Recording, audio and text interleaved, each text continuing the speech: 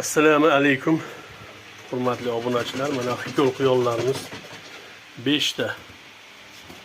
3 ta samka, 2 ta samets. Andijonga, Motaqaraga sotildi. Ertalabda mana salqinda chiqarib o'ryapmiz. Allohim barakasini bersin ilohim.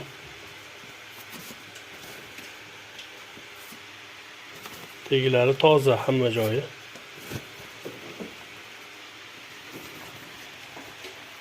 Alloh barakotli qilsin ilohim, olganga ham sotganga ham.